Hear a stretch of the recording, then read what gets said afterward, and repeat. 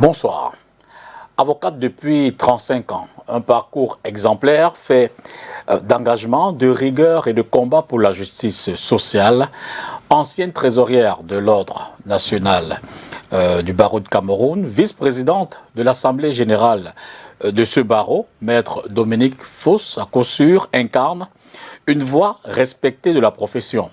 Inspirée par un profond humanisme, elle dirige une association de défense des droits de l'homme, ici même au Cameroun, défend les plus vulnérables et aujourd'hui, elle est candidate à la présidence de l'Assemblée générale du dit barreau.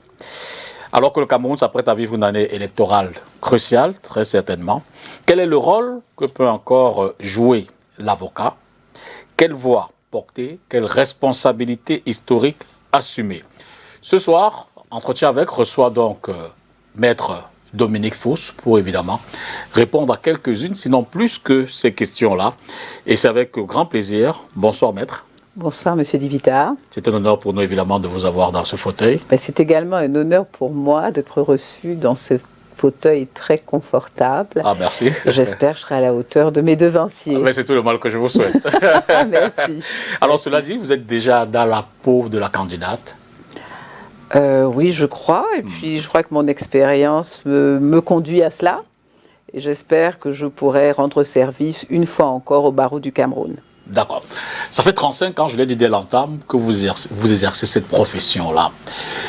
Est-ce qu'avec vous, on peut essayer de reparcourir l'historique ou l'évolution du barreau, le chemin que votre profession a pris au Cameroun, certainement des hauts et des bas? Si on peut, qui sait peut-être, tester votre mémoire pour nous refaire cette histoire. Volontiers, je suis prête à cela. Alors, si je fais un bref historique de la profession, c'est une profession qui a connu un boom. Quand je commençais il y a à peu près 35 ans, nous étions à peu près 200 et à l'heure actuelle, nous sommes à peu près 4500. Donc, vous voyez une explosion de la profession, avec cette particularité majeure que beaucoup de jeunes nous ont retrouvés, et d'autre part, une grande diversité, donc les jeunes et les femmes. À telle enseigne que vous voyez notre bâtonnier sortant, Baekrimba, est un jeune, et la secrétaire de l'ordre, le deuxième personnage de l'ordre, est une femme, Madame Yolande Gomyogo. Alors vous voyez une richesse pour notre barreau. Donc ce sont le bon côté des choses et qui nous amène à leadership entre les jeunes et les femmes. Et dans l'exercice de la profession, avez-vous le sentiment que vous avez eu plus d'acquis en termes de pratique au quotidien, moins de barrières vis-à-vis qui c'est peut-être des pouvoirs publics, mieux compris par tout ce que vous défendez, la société camerounaise? Avez-vous le sentiment que le rôle de l'avocat, l'importance de l'avocat, son implication dans le quotidien des Camerounais est mieux perçue aujourd'hui qu'à l'époque? Alors je ne suis pas sûre de tout ça, on va revisiter ça ensemble. Beaucoup de difficultés sont nées, beaucoup de difficultés dans l'exercice de la profession au quotidien. Vous avez vu sans doute à la télévision, chez vous-même sans doute, et dans des reportages, une pratique compliquée par des brutalités contre les avocats. On a vu le cas de Maître Tamfou, des décisions un peu arbitraires, des détentions. Vous savez, il y a un principe sacro-saint, selon lequel la détention est l'exception. Donc on sent une aversion où on a tendance à vouloir d'abord arrêter et après savoir ce qui s'est passé, même à l'adresse des avocats. Et ça, c'est préoccupant et je pense que les pouvoirs publics devraient se pencher pour régler ce problème, parce qu'on a besoin de l'avocat. C'est un acteur majeur de la société qui peut aider à rendre une meilleure justice, qui peut apaiser les populations dans ce souci, dans cette quête de défense. En termes d'acquis aujourd'hui pour la profession, y en aurait-il certaines en termes d'espoir pour plus d'épanouissement dans la pratique? Y en a-t-il des vœux, peut-être un message envoyé au pouvoir décisionnaire, à l'Assemblée nationale, de voter plus de lois qui protègent, qui s'appellent l'avocat? Bon, alors vous savez, on part de notre loi fondamentale, qui est la loi de 1990, qui organisait la profession. Mais cette loi a fait florès, elle mérite d'être un peu toilettée. Ça permettrait de protéger de donner un champ de compétences supplémentaires à l'avocat, qui permettrait aux jeunes de pouvoir penser qu'ils gagneront leur vie correctement. Et donc, pour tout cela, il faut toiletter cette loi. Les pouvoirs publics, notamment notre ministre de tutelle, nous l'a promis. Donc on attend, les projets sont dans le pipe, tous les bâtonniers successifs ont travaillé pour améliorer et enrichir le projet. Ils ont fait d'abord une proposition de loi et ce sera le projet qui sera porté.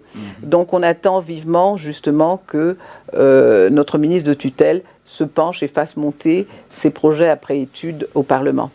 L'impression qui ressort, ou du moins que l'opinion semble exprimer aujourd'hui, c'est cet engagement de l'avocat qu'on perçoit plus dans les débats publics, dans les débats politiques. Vous avez cessé à mettre tant faux, mais je veux dire qu'au début des années 90, par exemple, la profession, dans le corpus société civile, s'était véritablement engagée dans des causes politiques, par exemple, dans la défense des droits de l'homme. Vous y êtes, avec d'autres certainement, mais le sentiment qui est perçu, c'est on a l'impression que moins d'avocats s'y engagent aujourd'hui. Y a-t-il une raison à cela? Y a-t-il des contraintes qui vous éloignent, qui c'est peut-être de ces combats-là? Assurément, nous avons des contraintes financières et des contraintes sociales. Alors, des contraintes financières, parce que, justement, les difficultés pour gagner nos vies, on a réduit le champ de compétences et le champ d'activité professionnelle de l'avocat. Quelques lois nous ont arraché des pans, par exemple, le contentieux fiscal, le contentieux douanier.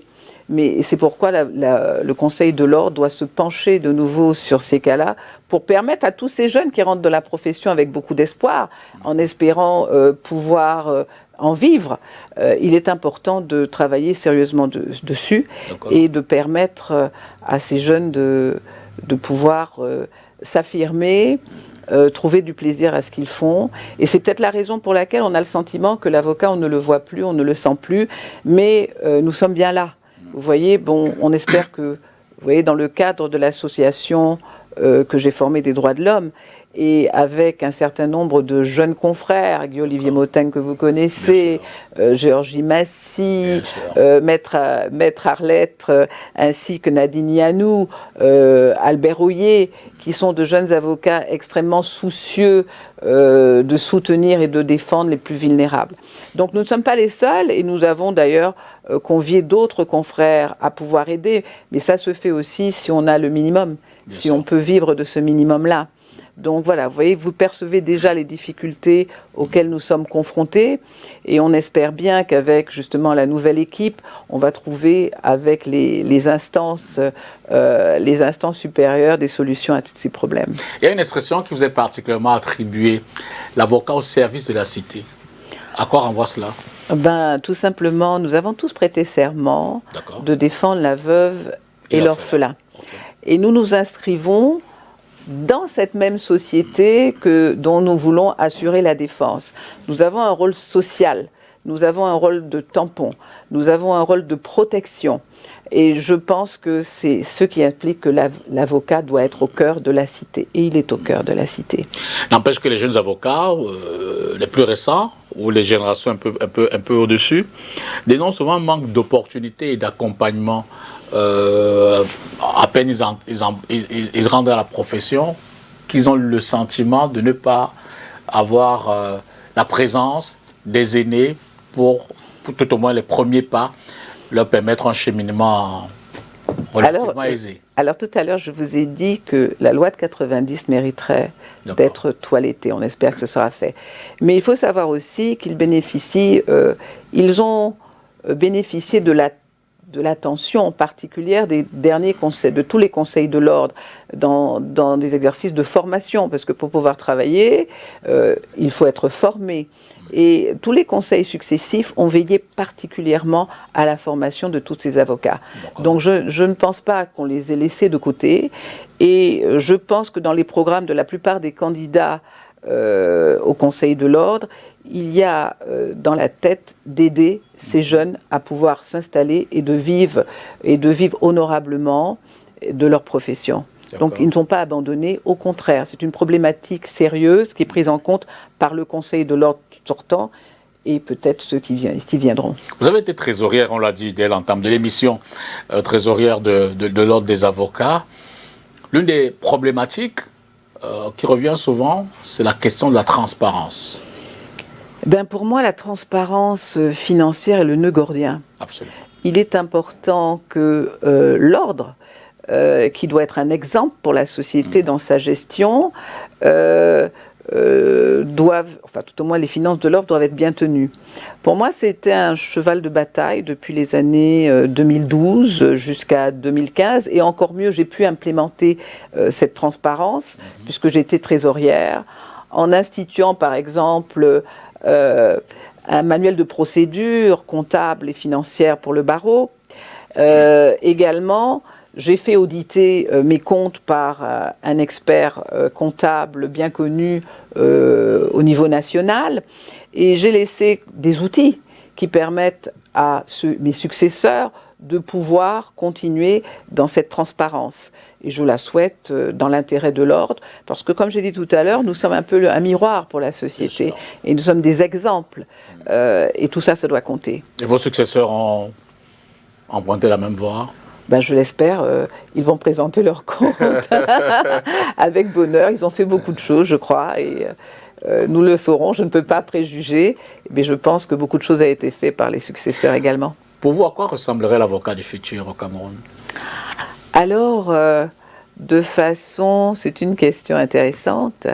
Alors, pour moi, j'y vois à peu près 5 piliers. L'avocat du futur, ben, c'est un avocat qui doit être bien formé. D'accord. C'est un avocat qui doit bien connaître le droit, qui doit connaître la jurisprudence, qui doit connaître la doctrine, qui doit connaître les règles de nos deux systèmes, common law et tradition latine. Okay. Et on a cette chance extraordinaire dans ce pays. On est peut-être l'un des seuls pays à bénéficier des deux traditions, donc la latine et la common law. Et donc l'avocat du futur devra particulièrement bien connaître ces deux traditions. Il a la chance de pouvoir être parfaitement bilingue, il devra, et avoir la même éloquence, que ce soit en droit francophone et en droit, etc., et dans ses plaidoiries également. Donc c'est une chance pour nous. L'avocat du futur doit pouvoir se comporter correctement dans la profession, tant dans son vestimentaire que dans ses attitudes, dans sa vie privée aussi. L'avocat du futur doit pouvoir connaître toutes les nouvelles technologies et s'y adapter. On a vu le développement de l'IA, on a vu le développement... Alors, ce qu'on souhaite, c'est qu'on ait aussi des réseaux informatiques fiables, un web fiable, pour pouvoir être connecté aux autres pays, connecté aux autres confrères, pouvoir justement avoir des liens avec des avocats de la CEMAC, etc., et d'être en connexion avec le monde entier. Alors voilà un peu l'image de l'avocat du futur que je souhaite pour nous. Quel défi pose aujourd'hui la judiciarisation de la vie politique pour l'avocat que vous êtes? Ça peut paraître un peu préoccupant. Il faudrait sortir de cette judiciation, on ne retrouve pas, par exemple, des civils jugés par les tribunaux militaires. Et ça, c'est préoccupant. Il faut que les autorités s'y penchent. C'est un mauvais signal. Un civil doit être juré par les juridictions de droit commun. Un militaire, parce qu'il est militaire, est susceptible d'être jugé par des juridictions militaires. Donc c'est un phénomène préoccupant pour les droits de l'homme, parce qu'il y a quand même le contexte des libertés et des droits fondamentaux qui doivent être protégés. Et notre pays, qui est quand même un grand pays, ne doit pas être un exemple à l'envers.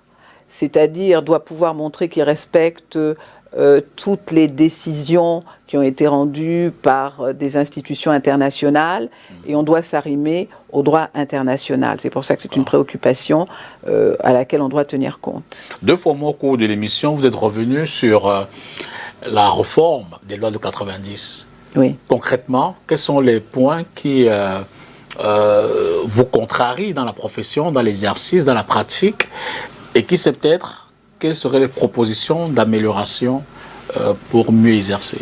Bon, alors écoutez, je pense que ça fait partie des propositions.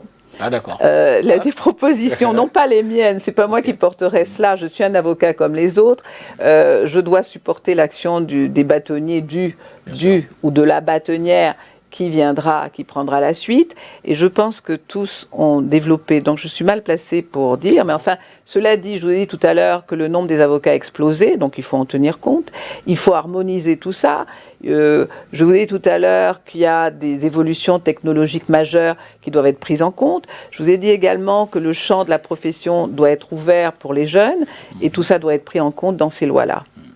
Alors, l'une des préoccupations que l'on perçoit souvent chez vos clients, l'opinion, c'est cette question du secret professionnel.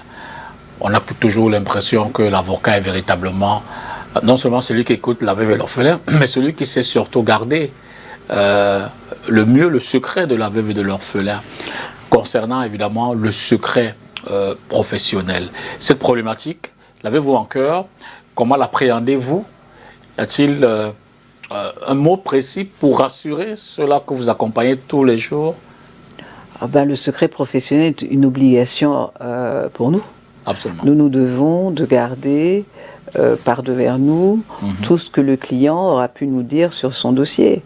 Et ce serait une faute professionnelle grave que de ne pas s'y tenir. Bien sûr, dans toutes les professions, la vôtre, la nôtre, il peut y avoir quelques écarts.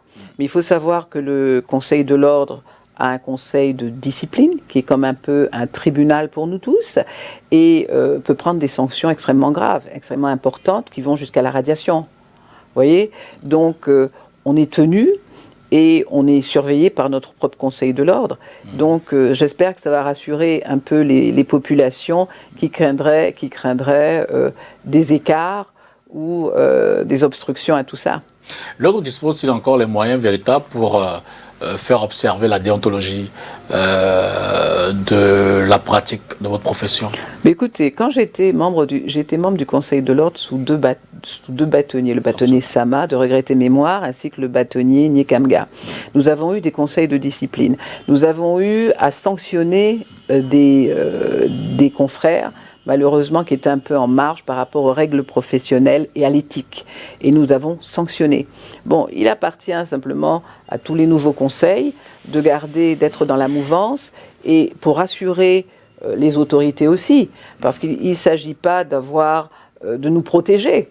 Il s'agit aussi de rassurer les clients, prouvant que nous-mêmes, on est capable de faire de l'ordre dans notre ordre. En matière de relations, magistrat, avocat, comment ça se passe? Vous faites un sourire. On peut dire que c'est le caillou dans la chaussure. Non, ça devrait... Du corps judiciaire au Cameroun. Il faut savoir que nous tous, nous contribuons et nous allons, le même but, c'est participer à l'administration d'une meilleure justice. Nous ne sommes pas des ennemis, nous ne sommes pas des contradicteurs, nous ne sommes pas dans un ring de boxe. Nous devons, chacun exerçant son rôle, chacun ayant sa propre partition, nous devons collaborer et être complémentaires. Si cela est bien compris, il ne devrait pas y avoir, malgré un certain nombre de faits, nous ne devrions pas être en opposition. Je crois que le respect de chacun est la première vertu. D'accord. La première vertu, c'est extrêmement important. Ensuite, l'impartialité est la deuxième vertu. La troisième vertu étant le respect de la loi. Si nous tous nous conformons à ces trois, à ces trois-là et ces trois vertus, il n'y a pas de raison que nous ne fassions pas correctement notre travail tout en respectant l'autre corps. Mais là, vous êtes dans les principes. Oui. Alors, dans la réalité, est-ce que tout ce que vous venez de dénoncer, vous le vivez au quotidien? Est-ce que dans les procès où vous, avocats, pas façon un tuto personnel, vous les avocats, que lorsque vous avez les magistrats en face, est-ce que vous vous dites sereinement, dans ce procès, je suis certain que l'équité, le droit et tout sera dit pour que justice soit dite selon les règles? Bon, vous savez, rien n'est parfait. Nous sommes des humains. Donc il peut y avoir quelques dérives. Mais on espère qu'avec une remise en question, chacun saura ce qu'il doit faire. Et ce qu'il doit faire, toujours, je vous ai dit, le curseur, c'est le respect de la loi. Si on respecte la loi, il n'y a pas de raison d'avoir des dérives. Bon, effectivement, nous avons un problème. Tout le monde attend aussi un Conseil supérieur de la magistrature qui permet un renouvellement du personnel judiciaire.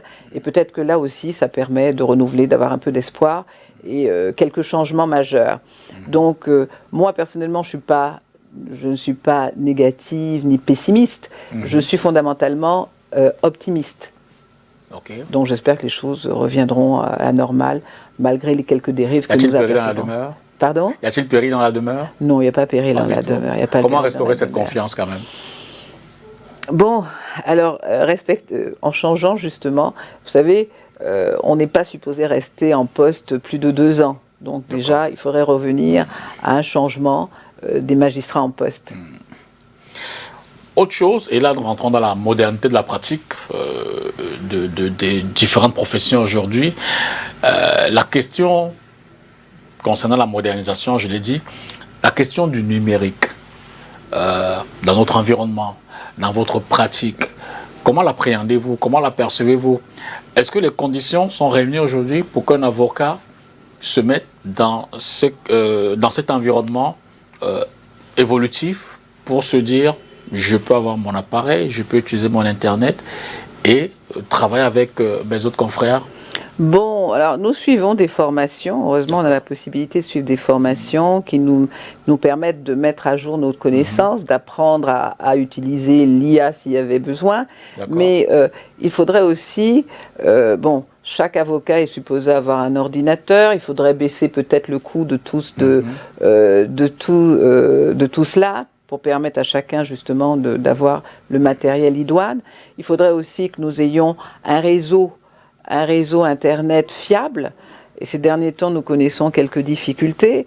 Mais si on a tout ça, il n'y a pas de raison de ne pas se mettre à jour et travailler. Donc formation à l'outil informatique, formation aux nouvelles technologies, c'est une nécessité pour les avocats. D'ailleurs, parce qu'on n'est pas supposé travailler qu'au Cameroun, on est supposé travailler à l'international. Donc il faut être up-to-date. Ce n'est pas encore véritablement le cas en ce moment? Non, c'est pas. Mais bon, avec aussi les nouvelles équipes qui vont rentrer au barreau, je pense que j'ai entendu, en regardant les programmes des uns et des autres, beaucoup de choses peuvent être faites sur ce domaine. Mais les choses qui se disent, il y en a beaucoup, vous le dites véritablement.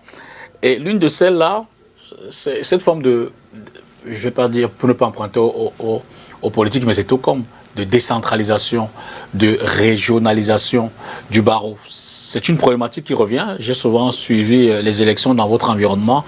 Là, beaucoup de candidats disent, lorsque je serai bâtonnier, on décentralise, on fait des barreaux régionaux, et ainsi de suite. Derrière cette problématique, que se cache-t-il? Qu'est-ce qu'il y a véritablement dans le fond? Alors, ça fait quelques années. D'accord. La chancellerie nous avait évoqué la possibilité de scinder le barreau en barreaux régionaux. Okay. Bon, pour des raisons dont je ne saurais parler, ça ne s'est pas fait. Alors, on a des pratiques un peu similaires parce que le barreau national a dans toutes les régions des représentants, aussi bien dans le centre-sud-est, dans le littoral, dans l'ouest, dans le nord, dans l'extrême nord, donc qui remplacent un peu les barreaux régionaux, comme à l'instar d'autres pays comme la France où on trouve. Alors effectivement, rapprocher le barreau auprès des avocats, auprès des utilisateurs des barreaux, aurait peut-être pu paraître plus simple. Mais je pense que ça viendra en temps opportun. Pour l'heure, les bâtonniers utilisent leurs représentants pour être plus près de nous. Plus près de nous. Et les représentants, ma foi, ceux qui ont travaillé le font avec beaucoup de sérieux et je pense assez proches de leurs administrés. Est-ce que c'est une incidence qui c'est peut-être négative sur la pratique quotidienne? Ça l'aurait pu. mais je crois que tout le monde faisant son travail par ailleurs, pour le moment, les gens le font avec sérieux, le font avec engagement et règlent les problèmes au quotidien, ce qui est remonté au niveau des bâtonniers. Et puis, le bâtonnier et son équipe ne restent pas figés à Yaoundé. Ils se déplacent facilement à la faveur de conseils de l'ordre dans les régions. Donc on ne se sent pas isolé. Bien sûr, ça a un coût pour ceux, par exemple, qui sont à l'extrême nord, s'il faut aller à une assemblée générale, ça a un coût de venir jusqu'à Yaoundé. Mais on va trouver des solutions, on va se battre pour justement, moi si je suis président de l'assemblée générale, je vais essayer de négocier pour que les gens n'aient pas ces dépenses à faire. Mais ça pourrait aider simplement ces barrés régionaux si, pour des raisons économiques, ça c'est clair. C'est clair. Prenons nos trajectoires dans notre échange, on va peut-être parler de vous, mais avant, une observation néanmoins. Il y a de plus en plus des dames qui s'intéressent à la profession d'avocat au Cameroun. Je veux dire, il y a moins de barrières. Est-ce facile, quand on est une dame, une épouse, une mère, d'intégrer la profession, de la pratiquer, rester tard devant le prétoire pour défendre des... Alors, c'est une bonne chose que les femmes qui ont un droit de cité dans la nation puissent embrasser la profession d'avocat, qui est une belle profession au demeurant. Bon, moi, pour ce qui me concerne, bon, mon ménage était important, mes enfants étaient importants, mais comment maintenant allais-je faire pour mettre tout ça de concert avec l'exercice professionnel? Bon, j'ai pu tenir bon et remplir toutes ces casquettes, en privilégiant d'abord mon ménage, mais par la suite mes enfants sont devenus grands, alors ce qui me laisse beaucoup plus de liberté, parce que maintenant j'ai des collaborateurs qui peuvent aller à certaines audiences où je ne pourrais pas aller, parce qu'il fut un temps, c'est vrai que nous avions des audiences qui finissaient à 2-3 heures du matin. Alors quand vous êtes marié, c'est un petit peu compliqué. Et une anecdote, mon mari m'a accompagné un jour à une audience, il m'a demandé pourquoi j'exerçais cette profession, parce qu'il était 2 heures du matin, j'étais toujours pas passée. C'était une audience pénale, on terminait très tard. Bon, pour laisser ça de côté, on arrive à mener de concert la vie professionnelle. C'est une question d'organisation, même si c'est pas toujours facile. Est-ce plus facile aujourd'hui qu'hier? Oui, pour les femmes, je pense que c'est plus facile d'exercer cette profession. Les femmes en veulent tout autant que les hommes. Les femmes s'organisent tout autant que les hommes. Elles ont fait les mêmes études, elles sont tout autant compétentes. Alors, quel était le déclic chez vous pour choisir cette profession-là? Je veux dire, pourquoi pas une autre? Bon, alors, si vous voulez tout savoir, je voulais être journaliste comme vous. C'était le premier vœu, mon premier vœu. Ah, d'accord. C'était ça. Et puis, le déclic s'est fait singulièrement quand un de mes professeurs au lycée a obtenu l'autorisation de nous faire visiter un centre de détention. Ok. J'ai été bouleversée par la promiscuité, par l'abandon que je voyais de ces gens qui étaient en détention. La révolte a été telle que finalement j'ai senti cette vocation de défendre la veuve et l'orphelin. Alors, j'ai laissé un peu de côté la liberté d'expression pour une liberté plus grande, qui est celle de défendre tous les concitoyens en difficulté, et la veuve et l'orphelin. Et en quoi est-ce que votre environnement, votre famille a-t-il forgé ce sens, ce besoin de justice? Alors, j'ai eu beaucoup de chance. J'ai eu une famille très porteuse. J'ai eu une famille qui était compagnon d'Aimé Césaire. J'ai eu un père haut fonctionnaire qui nous avait appris à penser, à parler, à nous exprimer. Donc il y avait beaucoup de tolérance pour ses enfants. J'ai eu la chance d'être la petite nièce d'un des grands de la négritude qui nous a poussé à nous intéresser à notre race et à notre place dans la cité et à notre place dans le monde. Donc j'ai eu beaucoup de chance. Donc ça m'a ouvert aux autres, les discussions entendues, les gens rencontrés, et j'avoue que ça m'a facilité le côté social. Ça a facilité le côté social. Notamment quand je pense à mon grand-oncle, qui était le frère de ma grand-mère. Il a été même député de Guyane et il s'intéressait à son département. Et j'avoue que tout ça a eu une influence essentielle sur ma destinée, mon destin et mes engagements futurs. D'accord. Alors, le fait pour vous de ne pas forcément être, je le dis tout de gauche, c'est un secret de polichinelle, de ne pas être camerounaise, n'est-il pas un frein? Je veux dire, vous ne revenez pas souvent, écoutez, madame, laissez-nous dans nos affaires. Pourquoi mettez-vous votre nez là-dedans? Est-ce que c'est un frein à titre... Alors, d'abord, ça n'a pas été. Alors, je vais prendre déjà de façon ce qui existe, ce qui m'a permis de devenir avocat au Cameroun. D'accord. Il y a une convention judiciaire entre la France et le Cameroun. C'est une convention de 1974 qui permet à un Français de venir travailler au Cameroun s'il respecte la loi fondamentale camerounaise. Et la réciprocité est vraie. Des confrères, beaucoup de confrères sont partis s'installer en France, aussi arguant de cette même loi. Donc déjà, j'ai pu m'installer. Deuxièmement, je me suis mariée à un Camerounais. J'ai fait des enfants. Je suis même magne. Donc vous voyez, donc je me suis intégrée et je ne me suis jamais sentie étrangère. La preuve en est, si j'étais stigmatisée, ostracisée, j'aurais jamais été élue au Conseil de l'Ordre. Je n'aurais jamais été élue vice-président de l'Assemblée générale. Bon, la seule chose que je ne peux pas exercer au terme de la loi, c'est la position de bâtonnier. Bon, c'est normal que la profession se protège. Mais j'ai pu exercer tous ces postes-là parce que justement, on ne m'a pas stigmatisée et repoussée. Donc je vous ai dit, il y a la loi, il y a le comportement, la confraternité qui est quelque chose d'essentiel pour nous, qui m'a fait pouvoir me sentir à l'aise au Cameroun. Et je suis là depuis plus de 40 ans.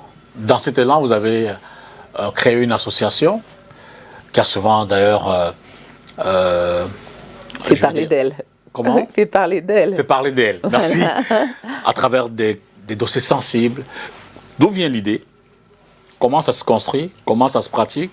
Et qui sait peut-être, comment est-ce que vous abordez cet aspect-là de votre exercice de la profession? C'est une suite logique de mon serment d'avocat.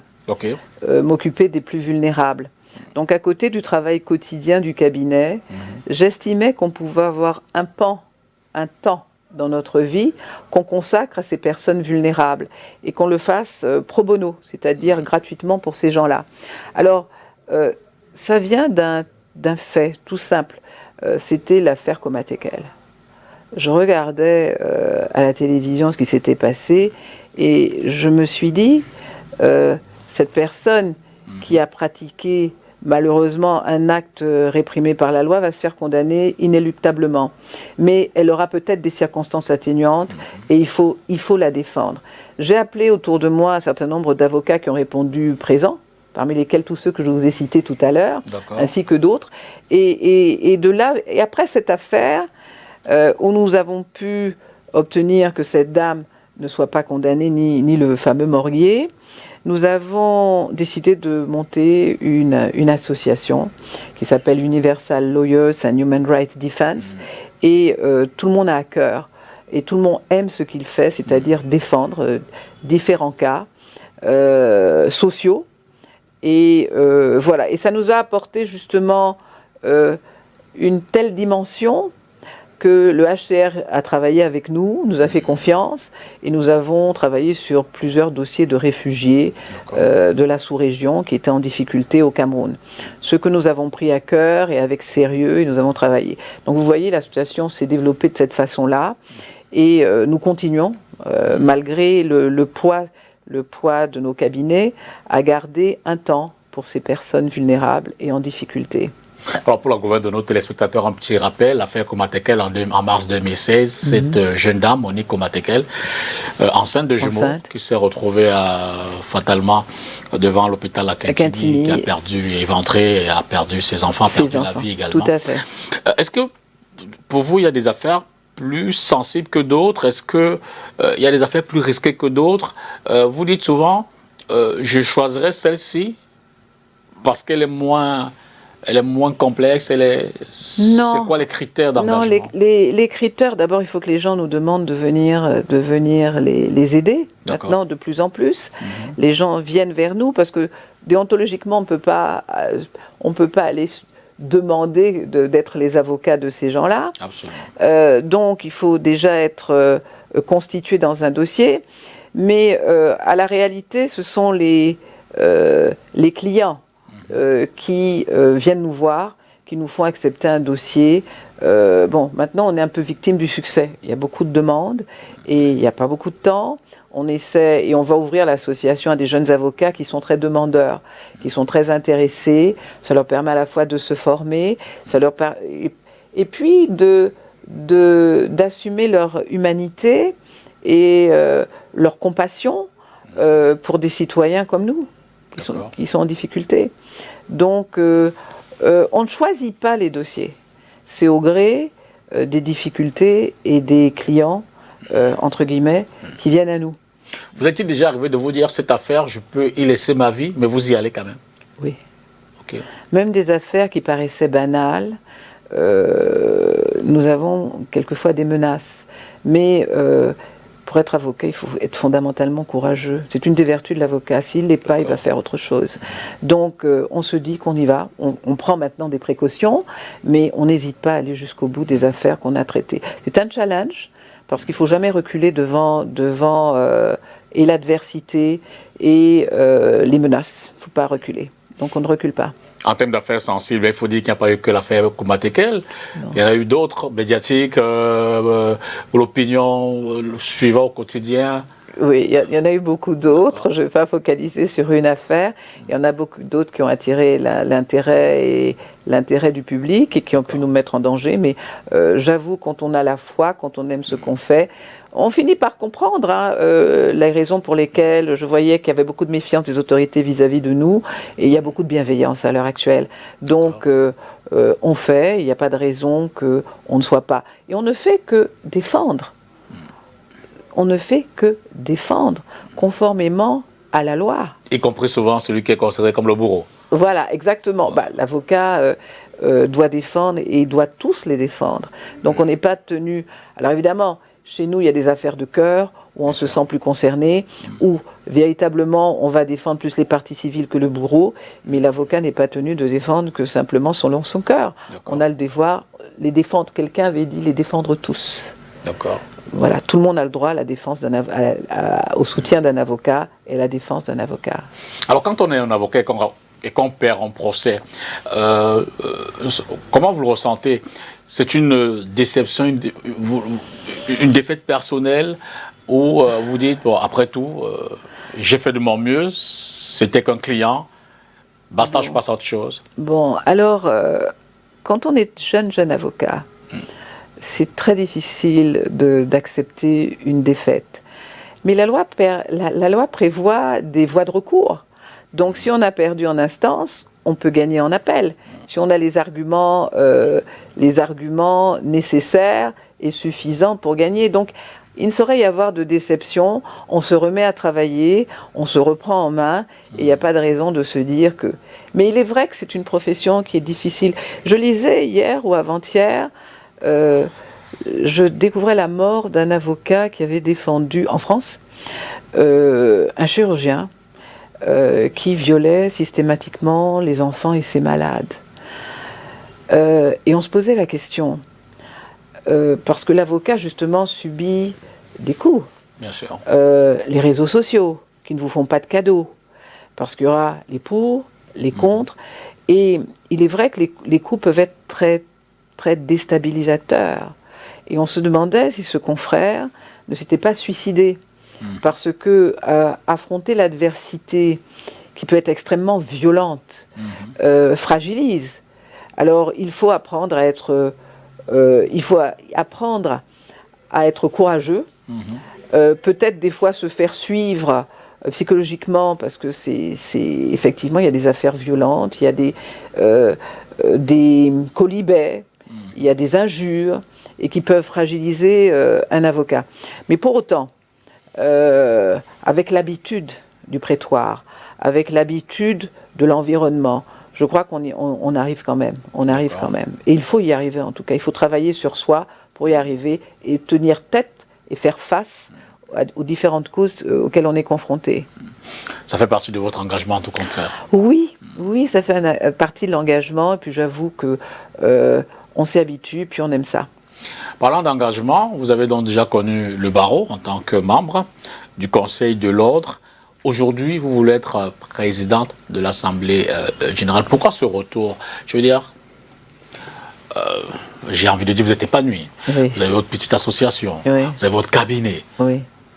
Pourquoi la présidente de l'Assemblée générale?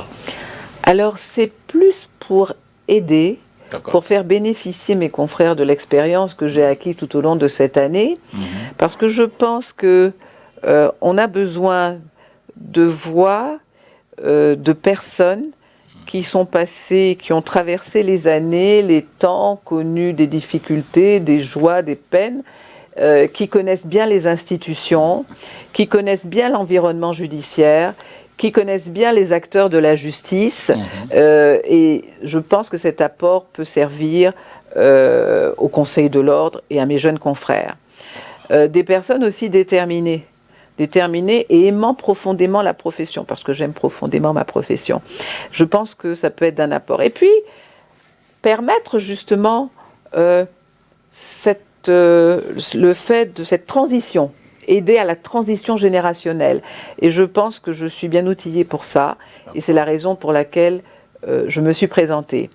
Cela dit, c'est mon dernier mandat, cette fois-ci c'est mon dernier mandat, j'aurais fait ce que je devais faire pour ma profession et lui rendre ce qu'elle m'a donné, je pense que je le lui dois aussi, et aider mon ordre, aider mon bâtonnier, aider plus généralement mes confrères, à pouvoir être sûr qu'on parlera des problèmes de la profession, de la formation, et de créer une assemblée dynamique où chacun sent que sa voix compte et que sa voix porte pour faire avancer les choses. L'état de droit au Cameroun, les toits des libertés, parce qu'il faut que chacun se sente à l'aise à l'Assemblée générale, puisse dire quels sont ses soucis, qu'il puisse et puis travailler plus largement pour l'avènement d'un état de droit et une meilleure justice. Vous avez été à l'époque, vous l'avez dit vous-même, avec le bâtonnier Nyékamga.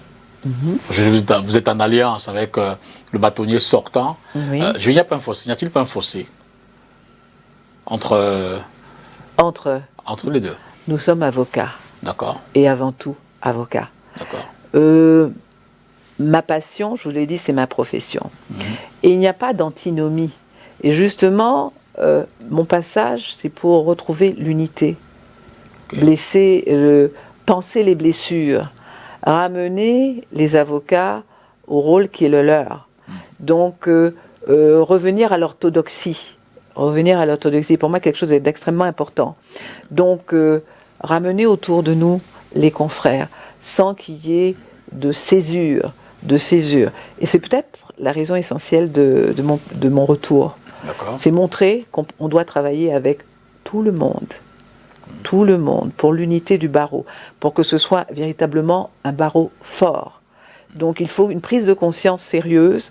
L'avocat est un, l'avocat n'est pas fracturé, la profession ne doit pas être fracturée. Alors en termes de, je veux dire, si on vous demandait de faire, en termes de priorité, quelles seraient les actions à mener aujourd'hui pour redorer sa classe, comment je vais dire ça, son honneur, sa qualité à la profession d'avocat? Ce seraient lesquelles? Peut-être 5 actions prioritaires. Que feriez-vous? Alors, moi, je ne suis pas le bâtonnier. Non, du tout. Bon, donc, c'est au bâtonnier qu'il appartient Et si vous avez qui c'est peut-être des conseils, des orientations, vous êtes en amitié, des axes à lui suggérer, ce seraient lesquels? Bon, alors je prends... vous savez, l'exercice professionnel étant difficile, il y a une recherche, il faut inscrire l'avocat, permettre qu'il soit par exemple assuré. C'est très important. trouver les voies et moyens de bien l'assurer, de lui permettre de pouvoir se soigner correctement. Donc c'est une des premières mesures qui est importante pour nous. Deuxièmement, la formation, qui est l'élément capital. Former, être formé et bien formé.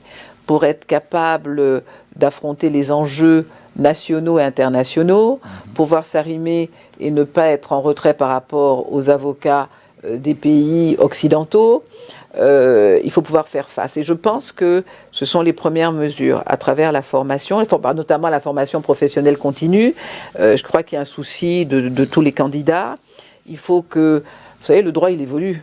Bien sûr. Donc il faut être, comme je l'ai dit tout à l'heure, up-to-date. Il faut savoir ce qui se passe chez nous, sur le plan de la CEMAC, et plus largement autour de nous, sur l'OHADA et sur le monde. Donc il faut, surtout que nous, on a, je vous ai dit tout à l'heure, un atout majeur. Nous avons un pays bilingue, c'est une richesse. Nous avons une pratique commune de deux traditions, c'est un atout. Donc il faut tenir compte de tout cela. Et je pense qu'il faut renforcer nos capacités. Alors, nous sommes en contexte préélectoral.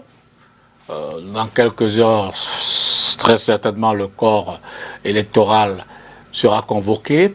On sait qu'il y a beaucoup d'avocats qui sont politiquement engagés dans les formations politiques, qui ont d'ailleurs des responsabilités, président, vice-président, militants de premier rôle et tout le reste.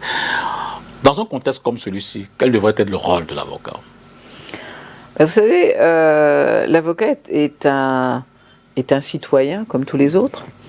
Alors, il y a des avocats qui s'engagent, et c'est le droit le plus absolu. Bon, simplement, il faut savoir qu'il a sa vie politique, ses choix politiques, et il faut savoir aussi qu'il a sa vie professionnelle. Donc, il faut faire la part des choses entre les deux, tout en respectant nos règles professionnelles. Bon, auquel cas, il peut s'impliquer dans sa vie politique. Je pense que c'est des choses qui ne sont pas antinomiques. C'est-à-dire être acteur politique et être un acteur de la justice. Et ces avocats qui jouent les sentinelles, dénonciation, bon là également il parle de défendre la tête cette fois, ceux qui sont des victimes entre guillemets des pouvoirs publics, de ceux-là, qu'en dites-vous? J'ai dit tout à l'heure, les défendre tous. D'accord. Les défendre tous. Alors peut-être qu'on est un peu plus en accord avec soi si on défend quelqu'un de son même bord, mais c'est le droit de l'avocat de défendre tout un chacun, et notamment des acteurs politiques. Alors l'Assemblée générale aujourd'hui peut-elle être un cadre qui sait peut-être idoine, un espace de prise de parole citoyenne, notamment pour les avocats? C'est peut-être le lieu majeur de l'expression de l'avocat. C'est à l'Assemblée générale, où il expose les problèmes professionnels auxquels il est confronté, où il peut parler justement des violations des droits et libertés. Je crois que c'est le terreau, c'est l'endroit fondamental où justement on peut exprimer sa liberté citoyenne. Peut-on être avocat et défendre des causes tout en gardant sa neutralité? Des causes politiques, sous-entendu. Écoutez, déjà, c'est plutôt les magistrats qui sont tenus à des devoirs de réserve et de neutralité. Donc, on peut être avocat, exercer sa profession avec passion, défendre des causes politiques, sans pour autant perdre son indépendance. Sans pour autant violer les règles professionnelles. Les règles professionnelles, elles sont majeures, c'est ce qui doit encadrer tout l'exercice de nos professions.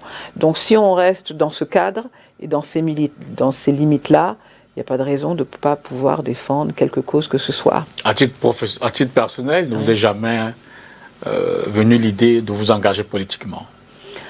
Non, je veux dire, on ne peut pas tout faire dans la vie. On choisit le cadre de ses activités, on choisit ses causes. Les causes sociales sont extrêmement importantes pour moi parce qu'elles donnent de l'espoir. Bon, d'autres confrères font d'autres choix et c'est tout à leur honneur. mais ce ne sont pas mes choix. N'empêche que dans les affaires, souvent vous avez géré, on a eu le sentiment de vous rapprocher de l'un ou l'autre bord politique. Comment vous vivez ça dans notre environnement, dans notre contexte, très politisé d'ailleurs, hein, Oui. très politisé. Une affaire banale peut, qui sait peut-être vous donner l'impression à l'opinion que vous prenez une position partisane, politiquement partisane.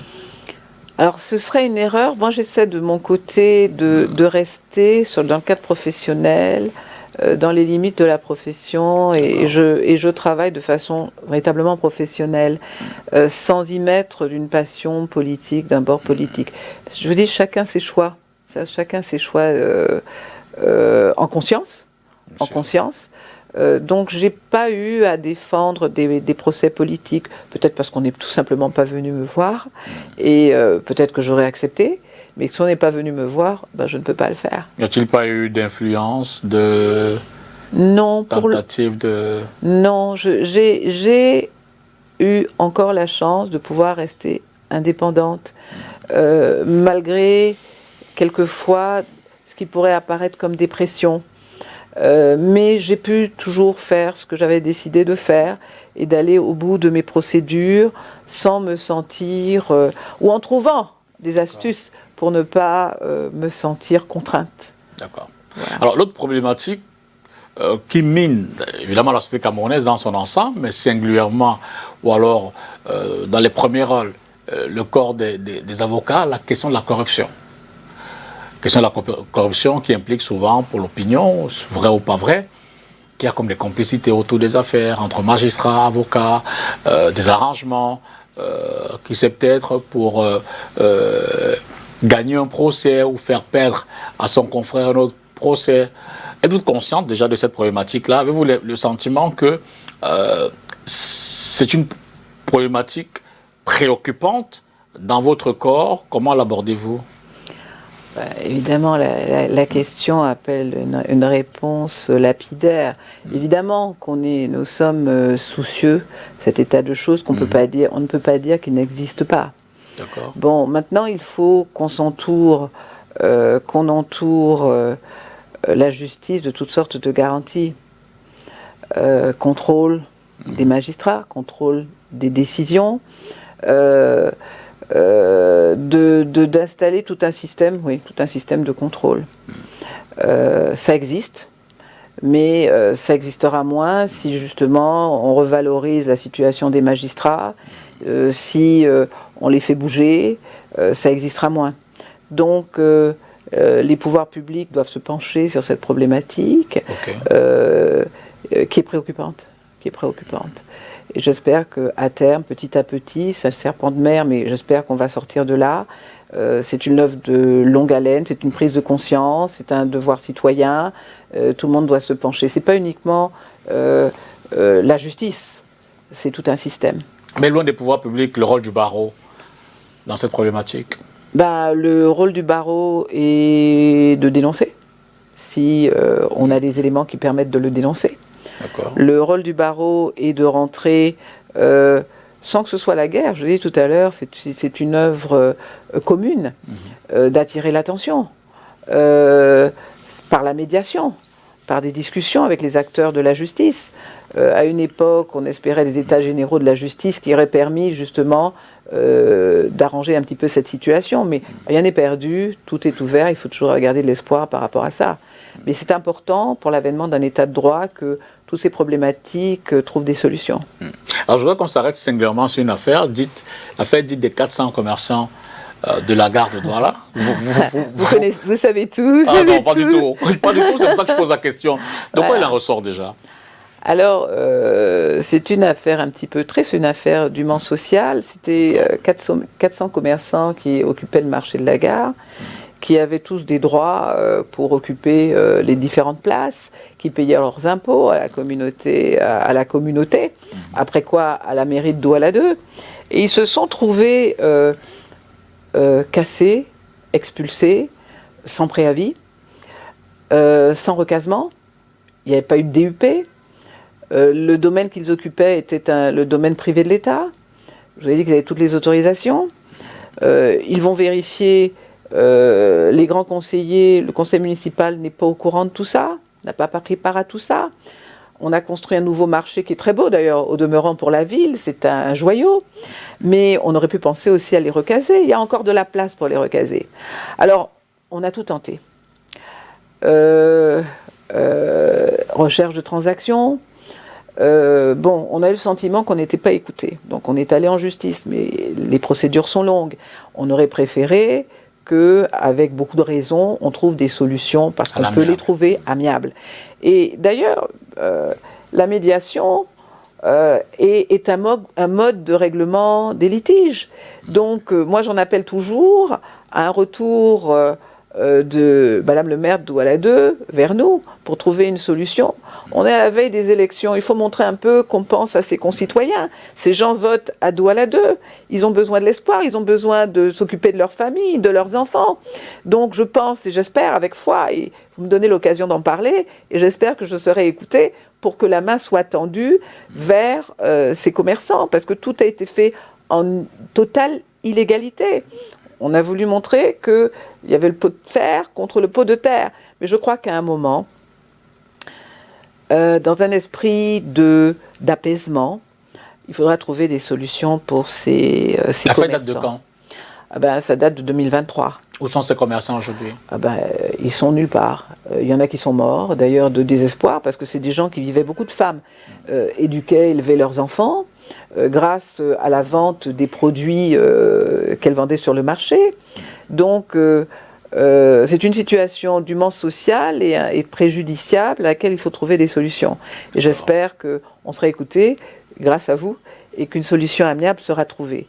On est toujours prêt à la solution amiable. Le dossier devait se trouver chez le Premier ministre et nous attendions la main tendue pour qu'une solution, parce qu'on peut la trouver. Donc, loin de la procédure judiciaire, pour l'instant, il n'y a pas encore de prise de position politique, il n'y a pas de retour des pouvoirs publics dans ce cadre-là. À ce jour, et j'espère qu'à la faveur de votre émission, des solutions, une écoute sera faite et qu'on pourra trouver des solutions. Vous y voyez une question de justice sociale?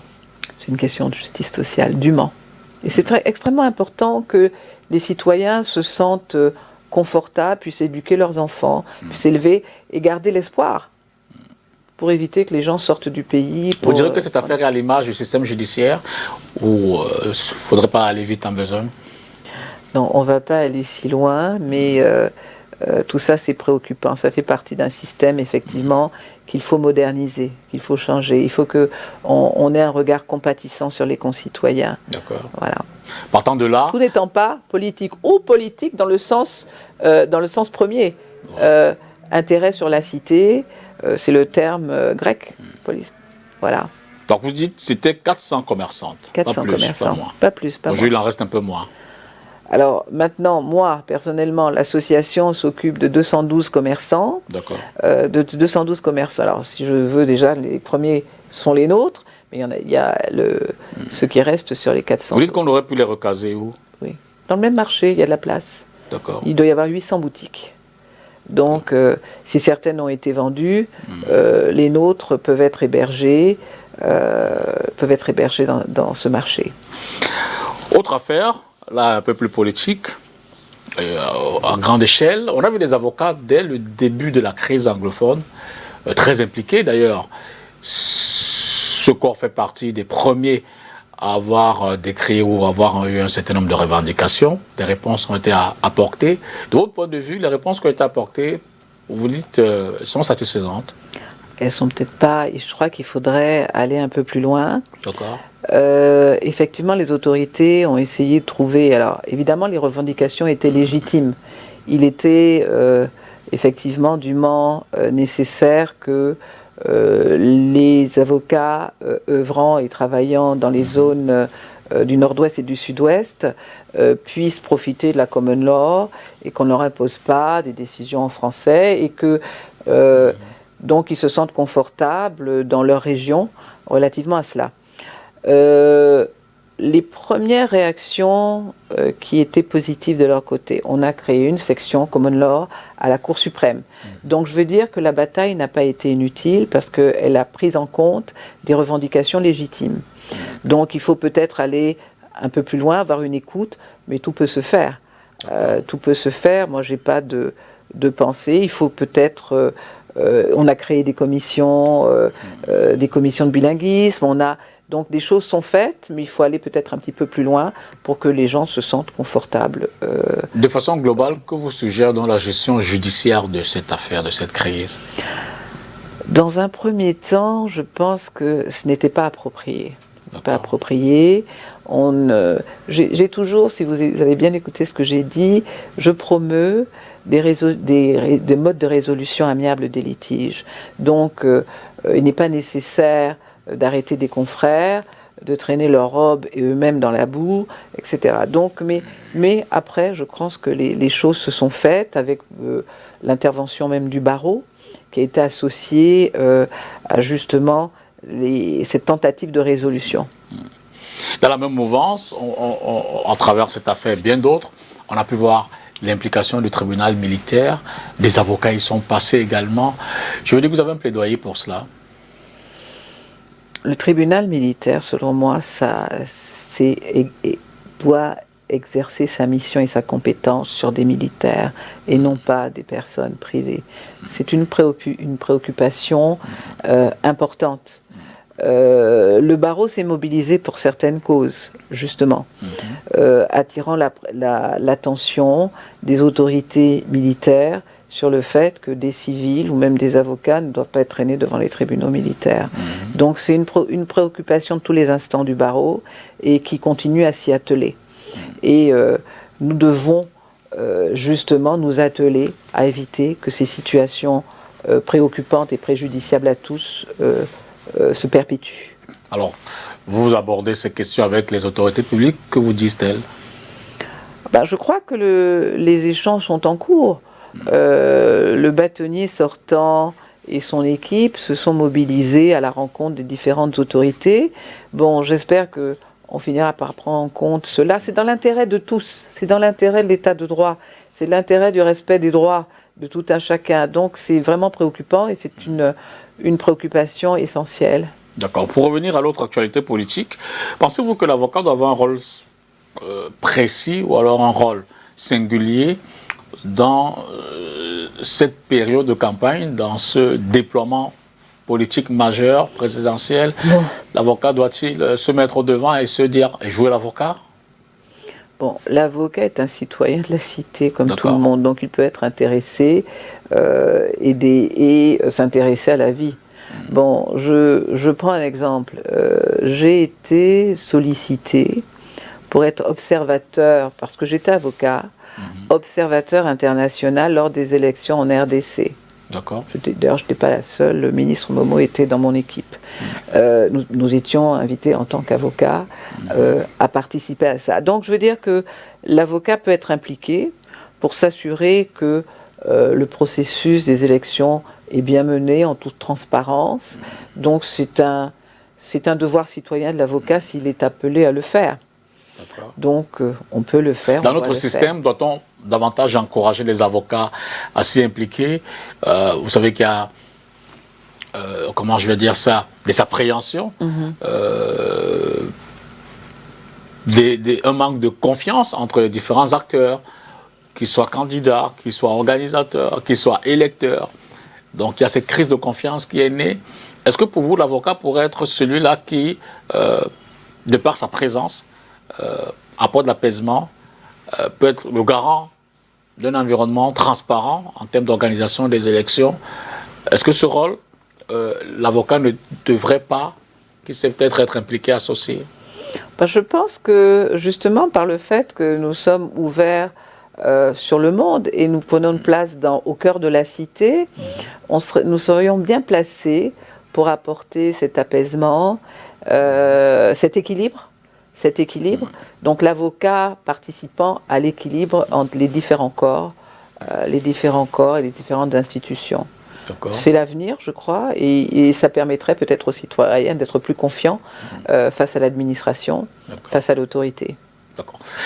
Dans l'environnement Cameroun, il y a également ces avocats de la diaspora, je veux dire, qui sont intéressés par la vie publique nationale, par les questions politiques. Comment faire un pont pour les impliquer Alors, moi, je pense d'abord que l'avocat, il peut être de la diaspora, mais s'il reste camerounais, donc c'est un acteur de la société camerounaise. Donc, auquel cas, il peut s'intéresser, participer à l'évolution démocratique de son pays. Alors, je ne sais pas si votre question sous-entend des problèmes de double nationalité. Bah, je vous laisse aller, dans tous les sens de la réponse. Bon, parce que, je vous l'ai dit d'abord, étant camerounais, c'est un citoyen, donc il peut s'intéresser, avoir une force de proposition ou d'interpellation. Maintenant, pour le moment, le président avait promis de régler le problème de double nationalité, donc c'est un vœu... Pour vous, c'est tard? Non, c'est pas tard. D'accord, il est encore là. Il est encore là. Donc les choses, il faut avoir un peu d'espoir et en espérant qu'elles seront faites. Très sérieusement, je le dis très sérieusement par ailleurs.